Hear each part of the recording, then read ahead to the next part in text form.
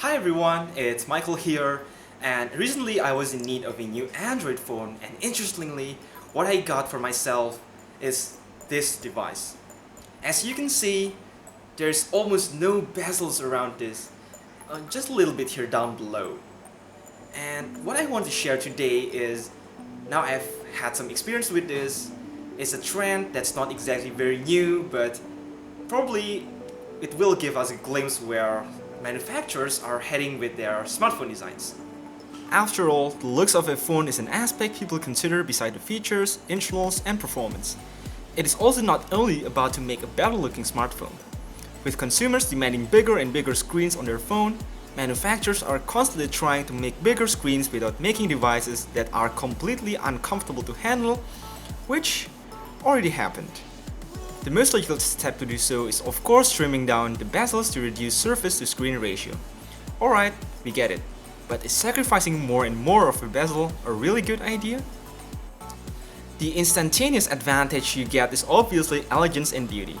If you take one of the most extreme examples of these, such as the Galaxy S7 Edge or sharp aqueous crystal into a futuristic Hollywood science fiction movie, it totally will just fit right in without needing any alterations.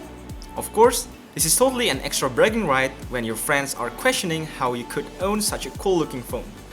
Just to remind you, you don't need a lot of cash to join the club.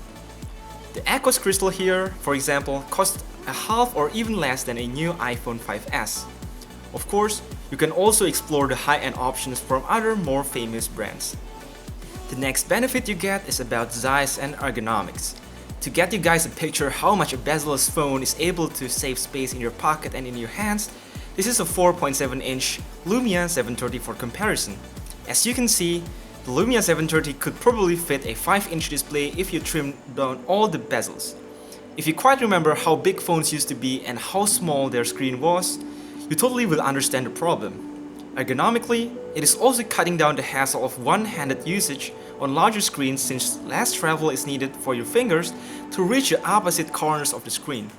Now that I've explained the benefits of this movement, like almost any removal of things, comes with their own downsides. The most basic problem I'm sure manufacturers are facing are accidental or unwanted touches.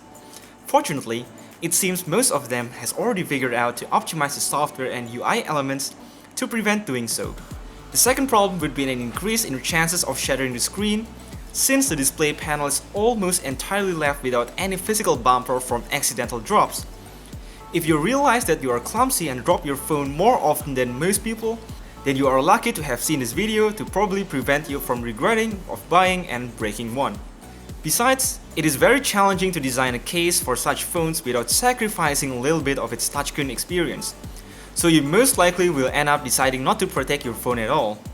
If you see the borders, you can see it is almost impossible to snap a protective case without covering at least a tiny portion of the screen. Even just to cut a simple protective film that covers the entire screen is already almost impossible due to the cornered shape of the glass at the corners.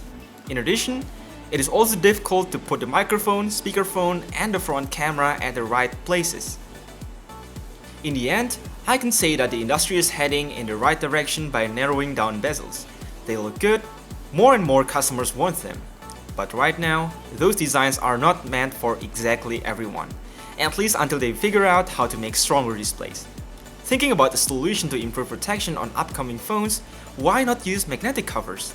Just like on the Surface Pro or iPad since years ago, only on a smaller scale. For myself, the pros simply outweigh the cons, and it doesn't take much time to get used on my new phone. So that's it everyone, thank you very much for listening to my thoughts about bezelless phones. So please subscribe and I hope to see you in another video. Goodbye!